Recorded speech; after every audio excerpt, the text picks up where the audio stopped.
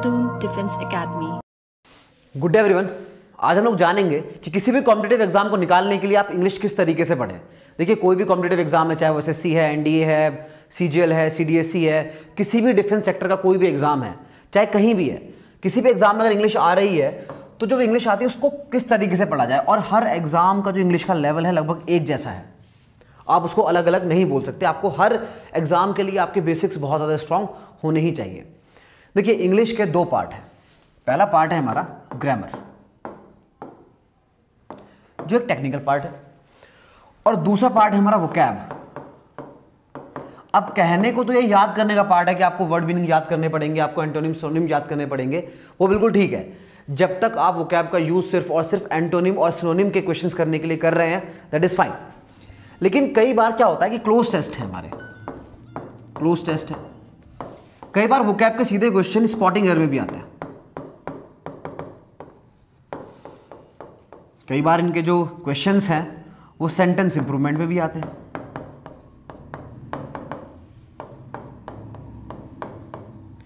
उस केस में आपको सिर्फ वोकैब का याद ही नहीं करना है, उन वर्ड्स का सिर्फ मीनिंग याद नहीं करना है, आपको बहुत सारी जानकारी हर वर्ड के बारे में होनी चाहिए। जैसे किस वर्ड के साथ कौन सी प्रीपोजिशन आएगी, अगर आपको ये पता है तो क्लोज टेस्ट आपके लिए आसान हो जाता है। किस कंडीशन के लिए कौन सा वर्ड इस्तेमाल किया जाना चाहिए। जैसे मान लीजिए, इस बार भी ये पेपर में आया था और मैंने बहुत बार अपनी क्लासेस में इस चीज़ को डिस्कस भी किया है कि ऐसे क्वेश्चंस आ जाते हैं। जैसे मान लीजिए आपको एक फिल इन द ब्लैंक करना है और उसके 4 ऑप्शन आपको दे दिए उसने, अफ्रेड, टेरिफाइड, स्केर्ड, हॉरिफाइड। बेटा, अगर मान लो कि एक फिल इन द ब्लैंक आपको करना है, क्लोज टेस्ट का एक क्वेश्चन आपको करना है और 4 ऑप्शन आपको ये दे दिए। अब इन सबका मीनिंग आपने याद किया हुआ है, इन सबके आपने सिनोनिम्स याद किए हुए हैं, ये एक दूसरे के क्या है, सिनोनिम्स है। आप भर ही नहीं पाएंगे क्योंकि आपको नहीं पता कि किस वर्ड का एग्जैक्ट यूज कहां होता है, कौन सा वर्ड इसमें से किस कंडीशन के लिए इस्तेमाल किया जाता है। तो बस वोकैब का जो पार्ट है वो रटने वाला पार्ट नहीं है, समझने वाला पार्ट भी है। आपको हर वर्ड के बारे में पता होना चाहिए कि भाई ये जो वर्ड है ये स्पेसिफिकली इस कंडीशन में यूज किया जाएगा। एग्जाम्पल आप और देखिए,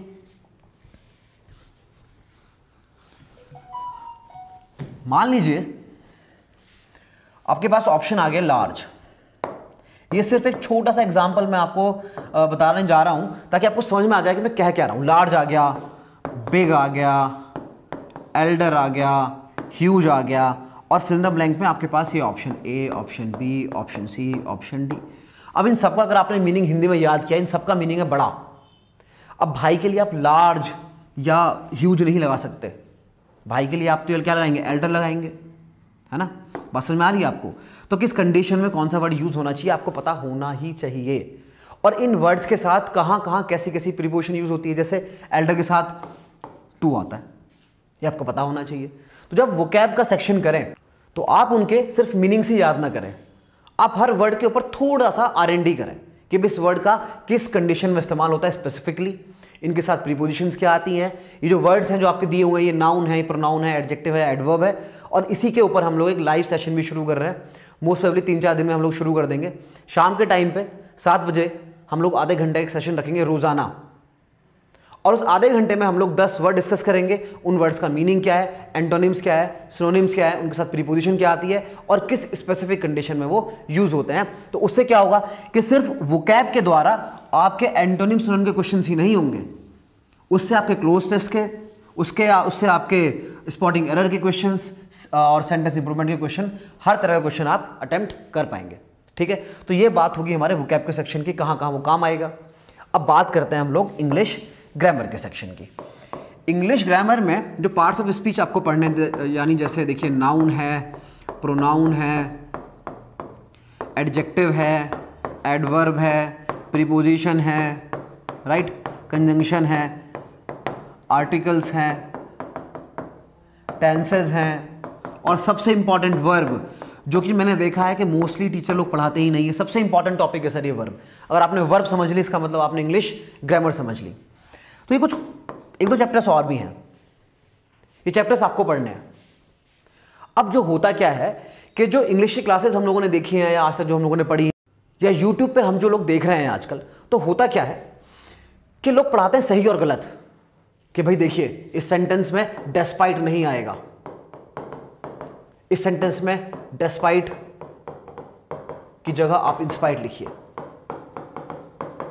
या डेस्क्राइब के साथ अबाउट नहीं आएगा, ये गलत है, खाली आप लिखिए डेस्क्राइब, ये सही है।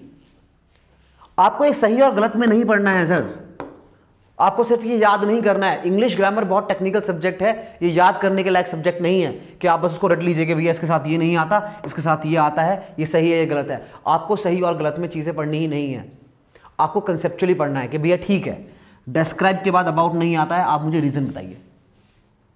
बात समझ रहे हैं आप? तो अगर आपने इसके लिए जो रीज़न है कि भाई क्यों इसके बाद कोई प्रीपोजिशन हम लोग नहीं लगा सकते, अगर आपने वो पढ़ लिया तो आपको बहुत सारी चीज़ें याद ही नहीं करनी पड़ेंगी। जैसे अटैक भी आपको याद करना पड़ेगा, इन्वेस्टिगेट भी आपको याद करना पड़ेगा, ईट भी आपको याद करना पड़ेगा कि इनके बाद प्रीपोजिशन नहीं आएंगी। अरे क्यों नहीं आएंगी, आप हमको ये समझाइए। तो आपको उस तरीके से ग्रामर पढ़नी है, आपको सही या गलत में ग्रामर नहीं पढ़नी। अगर आप ये पढ़ रहे हैं तो इसका मतलब आप बहुत गलत दिशा में जा रहे हैं और एग्ज़ाम में आप कोई खास परफॉर्म नहीं कर पाएंगे। I can guarantee you that.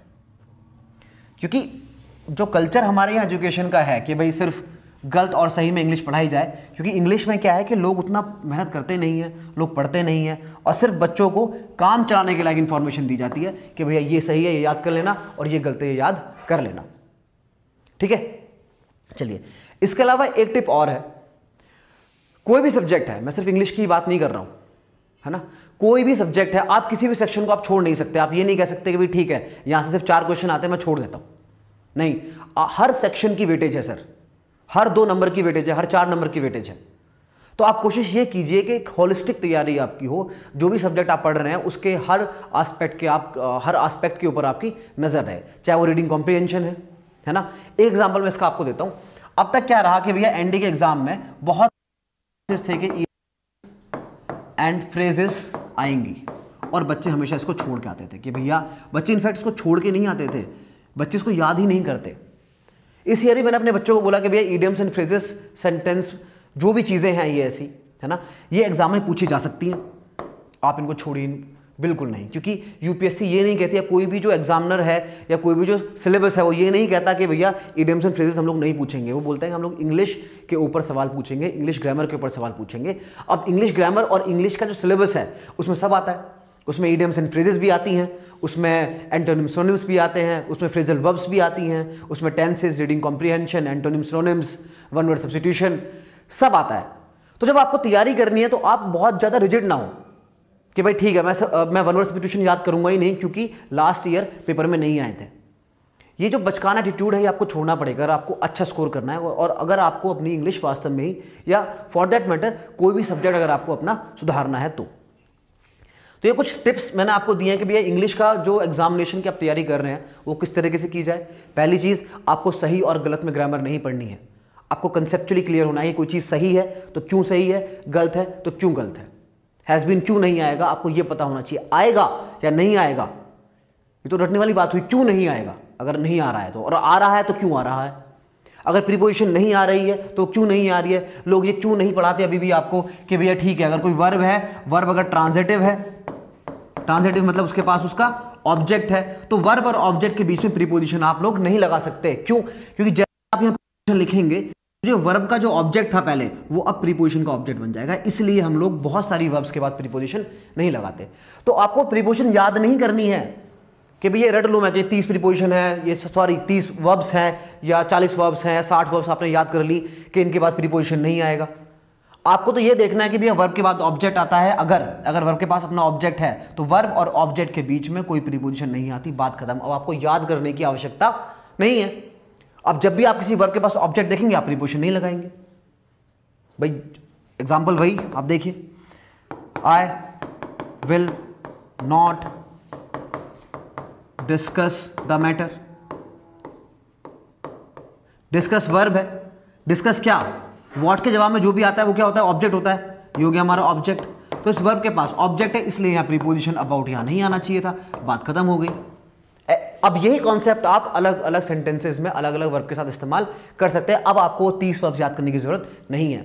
तो आप सही और गलत में ना पढ़ के कंसेप्चुअली पढ़ें, उसी का आपको फ़ायदा होगा, सिर्फ पेपर निकालने में ही नहीं, ताउम्र। क्योंकि जो असली कंपटीशन है, जो असली एग्ज़ाम है, वो एग्ज़ाम के बाद शुरू होता है। जो आपने एग्ज़ाम निकाल लिया, उसके बाद आपने ज्वाइन किया, ज्वाइन करने के बाद असली जो परीक्षा है ना, वो शुरू होती है। आपको ऑर्डर्स फाइल करने पड़ेंगे, ऑर्डर्स टाइप कराने पड़ेंगे, डिक्टेट करना पड़ेगा, और अगर आप ये डिक्टेट करने की कोशिश करेंगे ना, तो आपसे हो नहीं पाएगा। Dehradun Defense Academy, where excellence is the only aim.